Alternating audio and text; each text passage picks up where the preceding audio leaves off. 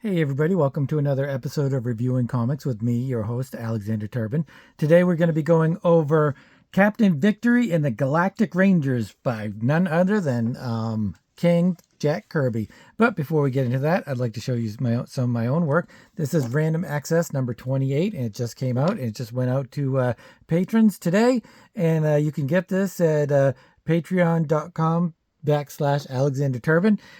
Or you can go to my website, alexanderturbin.com, and it's got a fantastic cover by Jake Quirk at Mangdangle on Instagram. And he also did the colors, the fantastic color job on all of these pages.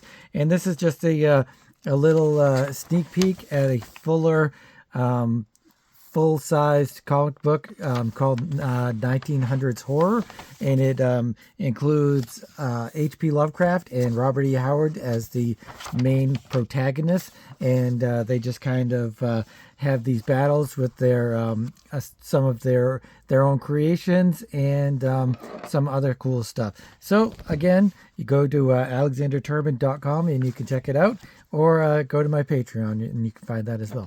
So let's delve into Captain Victory and the Galactic Rangers. I got this in a dollar bin, and I think I got it last year, actually, almost exactly to the date, if not a few weeks away. But I never heard of it, and it's Jack Kirby art, and why would I not pick up anything that I find in the dollar bin that's Jack Kirby? I am a little bit, excuse me, at odds with Jack Kirby. I'm not really at odds. Some of his almost all of his characters are fantastic, and I think he was a treasure, and probably the greatest comic book creator of all time. And so it's hard to never say anything negative about Jack Kirby's art, but at the same time, there's some stuff that I don't love about his art and also his writing. There's been some people that have said some negative things about his writing, and I'm kind of in agreement with them. I think he took a lot of his writing cues from Stan Lee, and to be frank and honest, I don't really think Stan Lee was that great of a writer either. And but if you've seen my videos, you kind of know my feelings on Stan Lee. So this came out in 1982.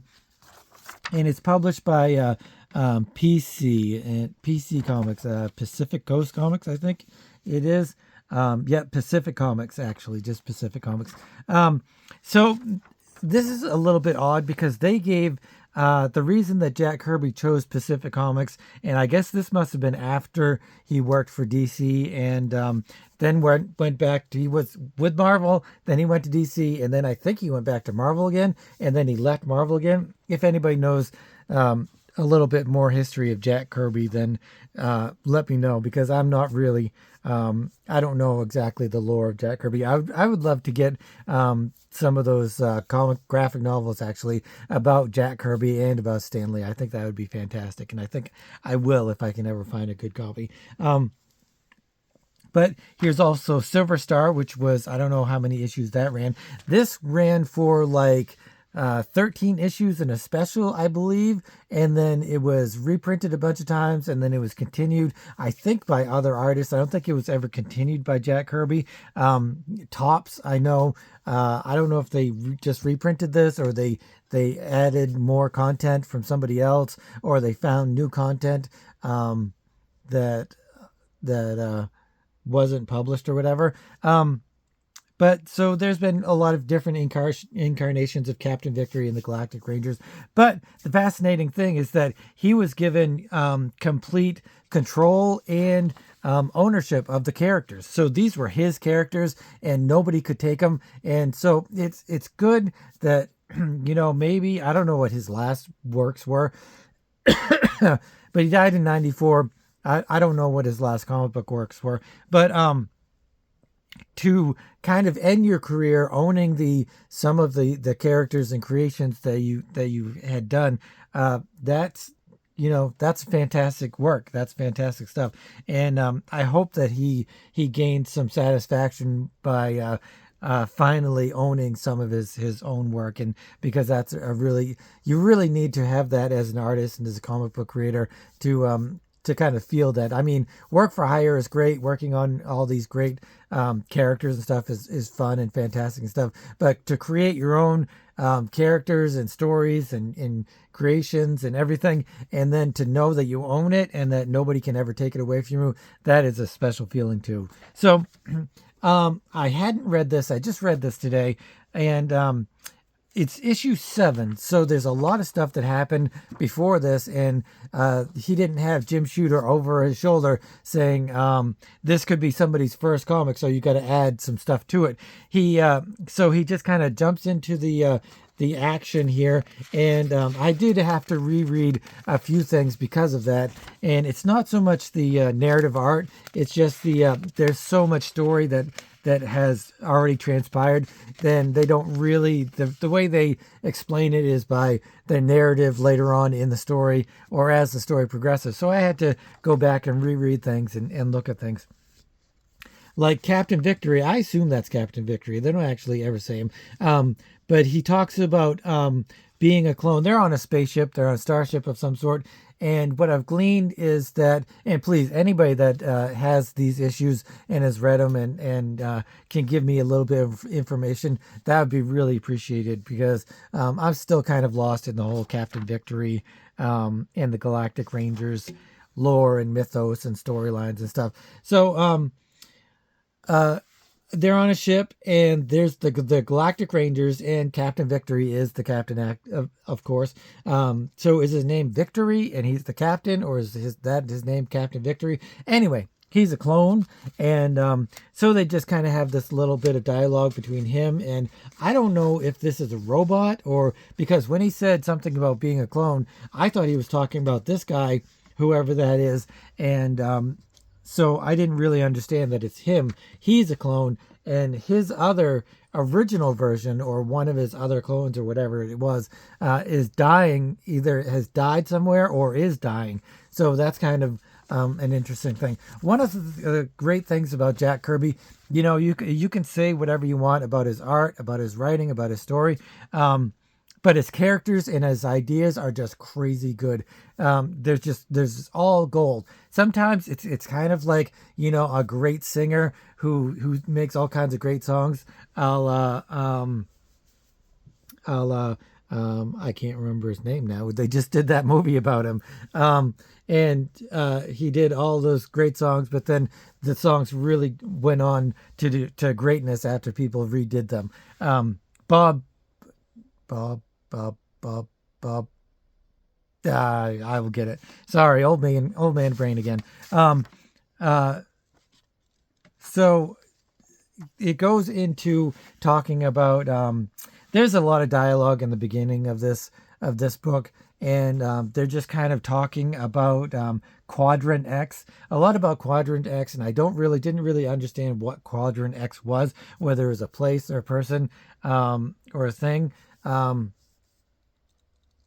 But he's kind of talking to his crew about these different things, and he's just kind of, I guess he's like, even though he's a clone, he's a little bit new to some things, but he has all of the memories of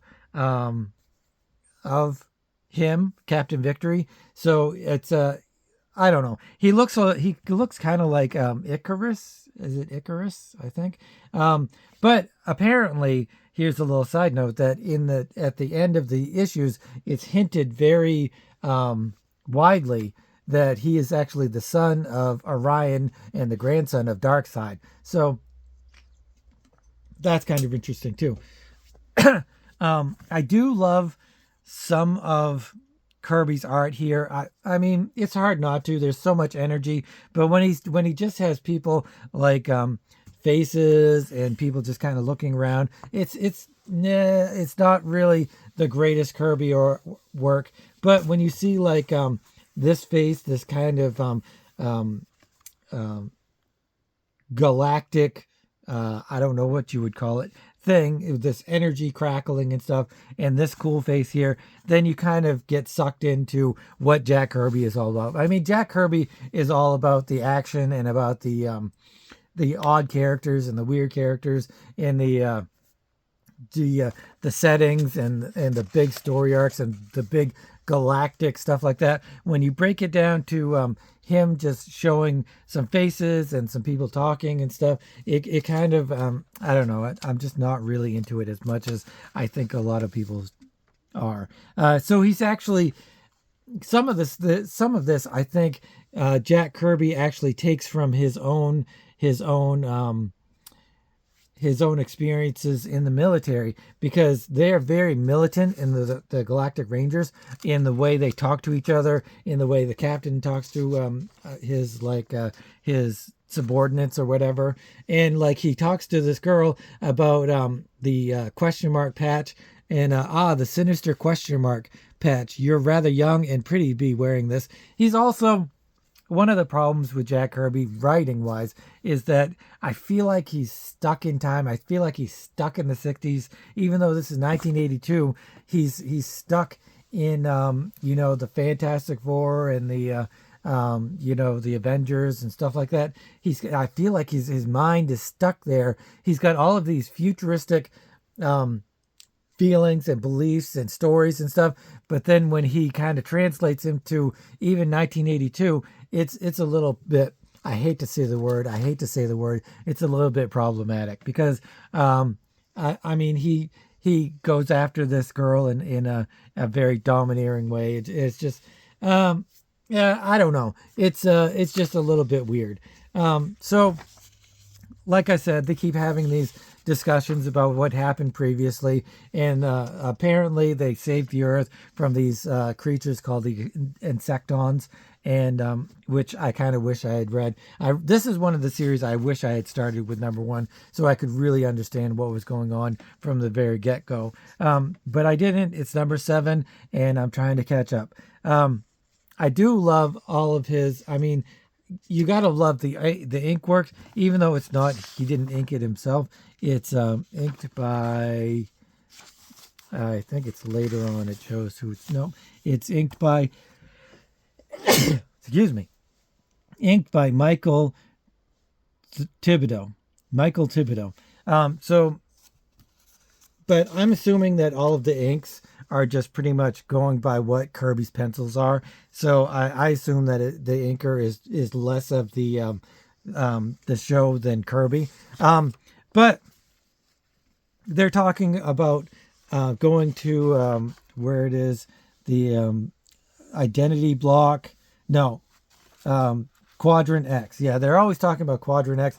And then they talk about this giant 3 galaxy wide face. And I'm not entirely sure what that is. And they kind of jump. He kind of jumps around a little bit from character to character, and it's gigantic. It's big as 4 galaxies. Looks humanoid in appearance, but what in the solar soap suds is it? So he has all of these little quirky things that he says. It's very much Stanley. I think Stanley influenced him. He might as well have called up Stan and been like, hey, can you script this? And Stanley says, well, I'll just give you some quirky little words and you can stick them in and they'll be good. Like they're stuck in this disco era kind of world, and it's very it's hard to be very serious, excuse me, about this kind of content, which it is serious content. It's like this galactic battle with a galactic police or galactic army, military and stuff, and you've got all of these serious things going on. He does try to lighten up all of that stuff with some levity and some humor and stuff, but it just doesn't land for me. That part doesn't land for me. But this giant creature, whatever it is, I mean, it's a celestial. It's humongous. It's just some sort of big, rocky, godlike creature. But Captain Victories says, who gives a damn? See if you can backtrack it. If it comes from Quadrant X, we'll talk about it. So he's got this fascination with Quadrant X and stuff. But then he kind of sidesteps to who the protagonists are in the issue. And it's strange how Quadrant X withholds its location to the law and yet somehow offers refuge to outlaws like Finnegan the Fearless. So he's going on. These apparently are in Quadrant X. I don't know what, like I said, I don't know if it's a dimension or if it's a planet or it's a galaxy, but it's someplace that I think they're trying to find or something like that.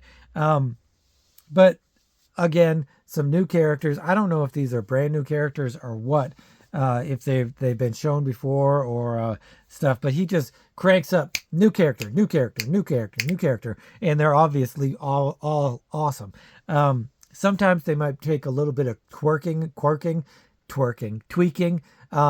to get it to be a little bit more modern. That's some of the stuff, is that so many of these Kirby characters have been reinvented or changed, and to make them look a little bit more modern. And they look, even though they have that same look about them, they're also changed enough to have a modern aesthetic, I guess.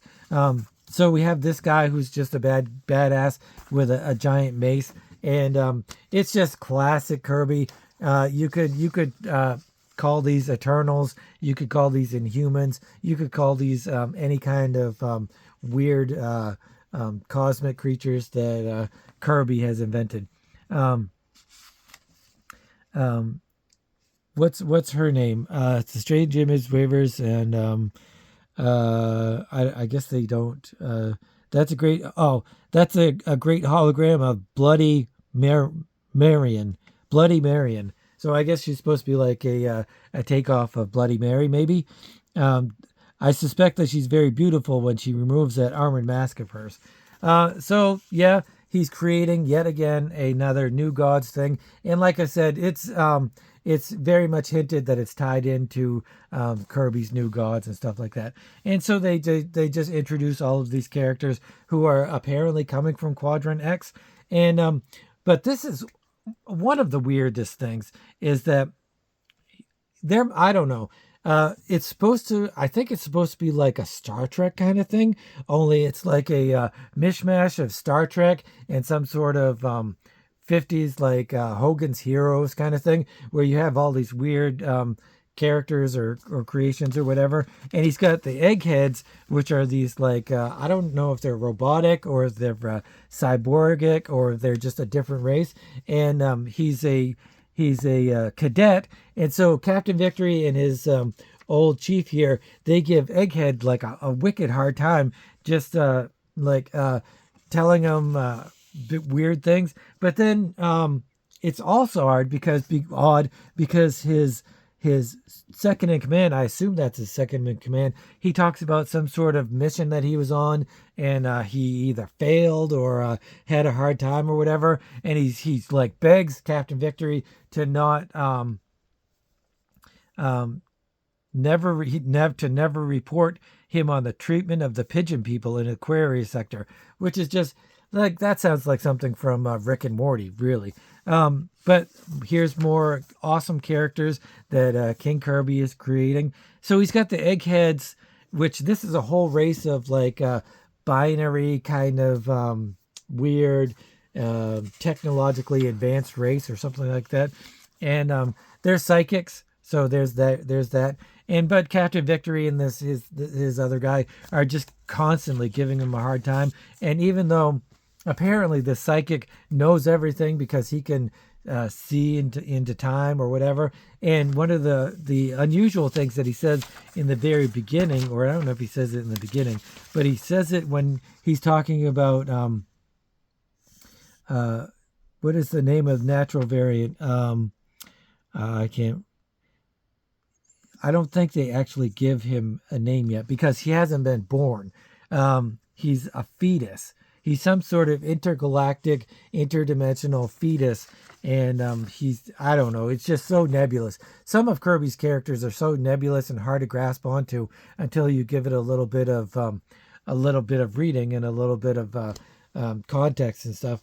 So they're just, like I said, they're giving this young Egghead a hard time, and finally they give him an assignment. And the Egghead is super happy to have this assignment. He just wants to to prove himself to Captain Victory, and he really idolizes Captain Victory and the Rangers. He really wants to be a Galactic Ranger, and he wants to be the best Galactic Ranger he can be. And a lot of this dialogue where they're talking about where he's giving Egghead a hard time, and is all recruits get a hard time, and it hardens them up. And so that's why I'm kind of thinking that this must have had some sort of flashbacks to when I think Kirby was in the war, right? If anybody has any kind of different information, let me know. So, and then it switches to another scene, and it's some sort of spaceship, and these pirates, either pirates or salvage.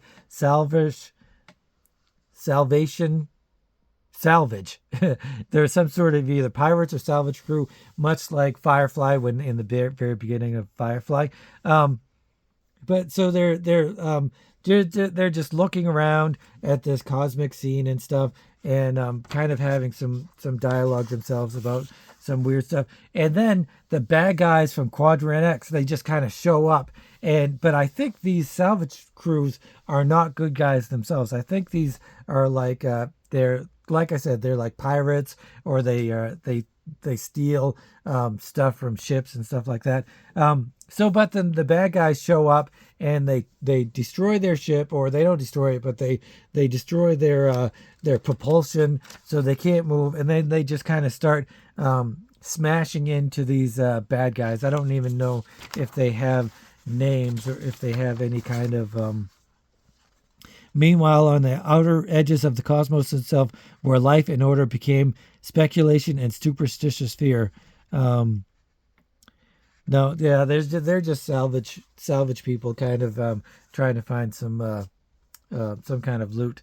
And so the bad guys show up from Quadrant X, whoever they were introduced in the previous panels, and this is where Kirby shines. This panel here is just amazing, and you could see this. I can't get a good shot of it, but I mean, this is perfectly out of any of his cosmic comics that he's done before. This could be, Galactus and the Surfer. This could be Inhumans, Eternals. It could be any of his fantastic creatures that he's created, and they just kind of show up on these giant blocks of stone or whatever. And the ship is fantastic, and the crackling energy. I mean, the Kirby dots are just amazing, and just like him throwing the salvage guy, or her, I guess it's her, she's throwing the salvage guy across the bow of the ship or whatever, and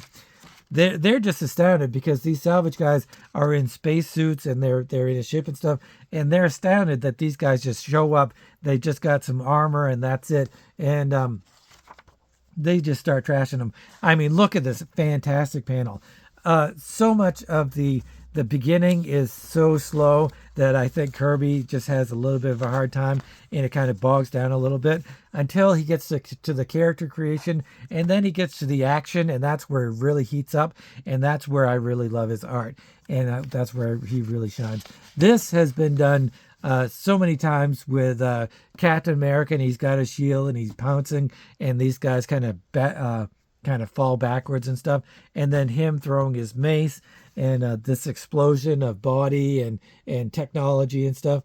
And this is an interesting scene here, because this is all about these the bad guys coming upon the salvage people and just kind of messing them up, messing their day up. He just grabs them by his spacesuit and disintegrates them. And he's like making wisecrack jokes while he's doing it. He's like, "Oh, I'm sorry. Did you start to fall apart or something?" So I don't know if I like that. I know it's Jack Kirby intersecting a little bit of humor into his stuff, but I just don't know if I enjoy that.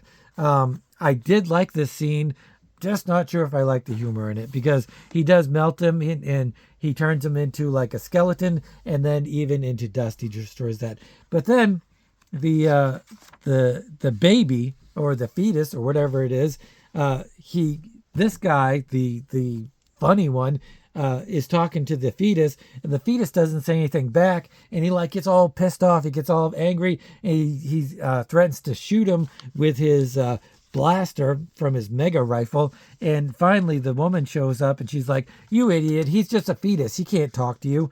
And yet, the fetus is the one that is communication with whoever this evil, dark voice is. "Do as I command. It is better to live 1 minute as a god than a lifetime in mediocrity. Do as I command." So he is he's the dark side. He's the Galactus. He is the big bad for Captain Victory that I think they've probably been building up. I bet in the previous issues, he's been hinting at stuff, and that's probably why Quadrant X is such a big deal and why they're trying to look for it. So they just kind of destroy this ship that the salvage people were working from, and I'm not entirely sure exactly what they were doing. But he uses his mace and he smashes and he blows everything up and into a million pieces. And that's when Captain Victory and his crew, I guess, they get wind of what's happening, and they're on Earth right now, and they're going to leave and they're going to go investigate this whole thing and try to figure out what's going on and where the Quadrant X is and everything like that. But then they're kind of figuring out how they're going to leave, and he tells his engineer or one of his workers or whatever, one of his officers, that they're going to leave.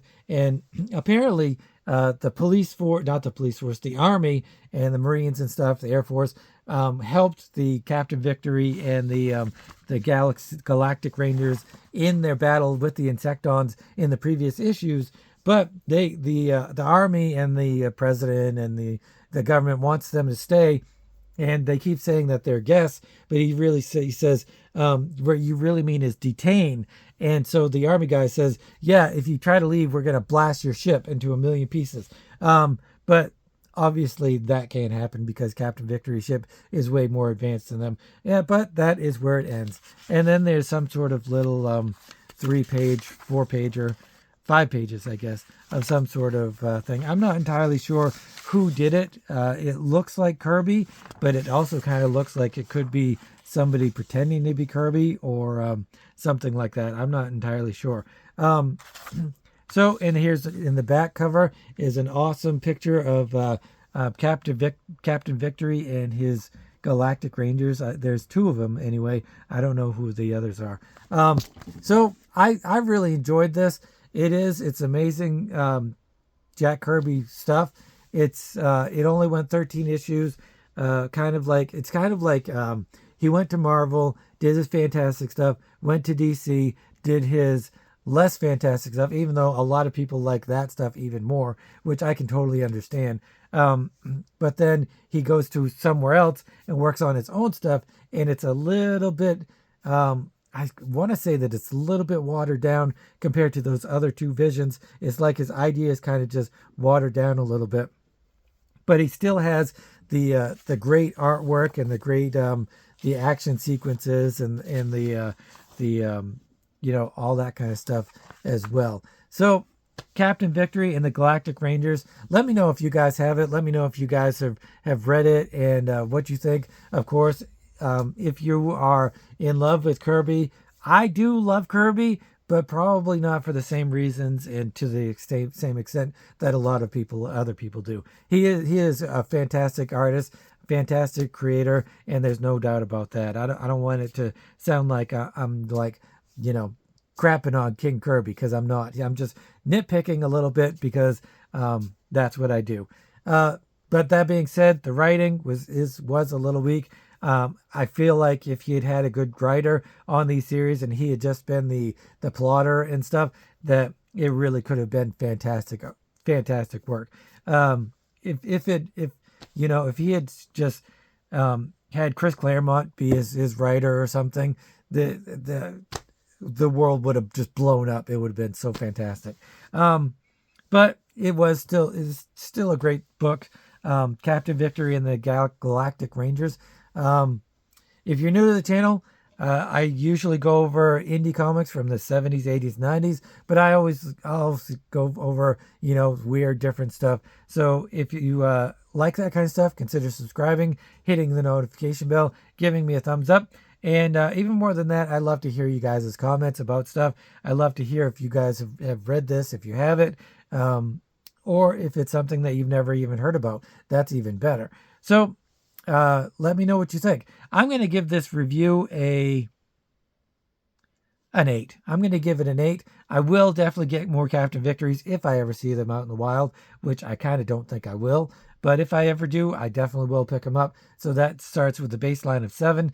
And then it's just Jack Kirby. I'm going to give his art another point up. But the writing is just, it lets me down a little bit. And some of the other slow moving beginning parts of the issue kind of are not as fantastic as I would like them. But I did enjoy it, so I'm going to give it an 8. And let me know what you think about that, if you think it's too high a score or too low a score or whatever. And also, thanks for watching. And also, go vote. We do every week, we do me and my partner Joe, we do a comparison and contrasting and highlighting of 2 different artists. Last week we did Tim Sale and Frank Quietly, and there's a poll up there right now. After we do the show, I put up a poll and to see who likes who the most. It's just a fun little poll to get everybody's creative juices flowing, and some great comments and stuff like that about who you like more. And this week it's a tight race. It's like super tight. But go vote. I'll try to put that in the description here, the link, so you can check that out. But anyway, have a great weekend. It's Friday, and hopefully me and Joe will be streaming tomorrow or Sunday, and we can check out some cool stuff, and you can see us then. But until then, keep on creating.